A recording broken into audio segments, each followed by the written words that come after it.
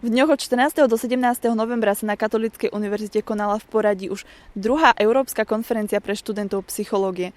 Organizátori si pre študentov pripravili rôzne tematické workshopy, ktoré sa odohrávali práve v priestoroch Filozofickej fakulty. Tohtoročného programu sa zúčastnili študenti psychológie z 25 európskych krajín, vrátane Slovenska a Česka, a väčšina z nich navštívila Slovensko po prvýkrát. Organizátori mali preto pre návštevníkov pripravený bohatý program v rámci spoznávania našej krajiny, akým boli výlety do prírody s prednáškami, alebo slovenský večer, počas ktorého sa mohli oboznámiť s niektorými našimi tradíciami. And yes, it's a great opportunity to network and get to know people. And Slovakia is beautiful as well, particularly Rosenborg.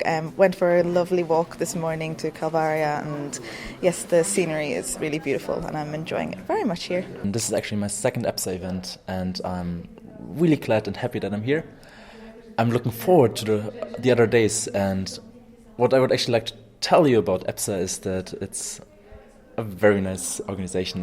We meet, we network, we learn with like-minded people about what they in their country know best about psychology, and it's just an amazing way of learning. And organizátori podujatia rozdelili prednášky a workshopy pre účastníkov do rôznych miestností pod názvami Malinú Brdo, Kráľová hoľa, Ďumbier, Kriváň a Chopok. Výber názvu miestností, v ktorých sa konali workshopy, mal za úlohu zúčastneným i viac priblížiť Slovensko.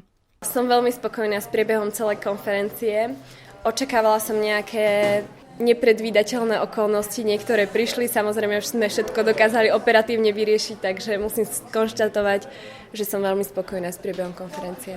Počas konferencie som taktiež počula veľmi pozitívne slová na celý Orkon, celý organizačný tím, ako aj na prostredie, hlavne na atmosféru, ktorá tu vládla, a teda aj na priestory univerzity.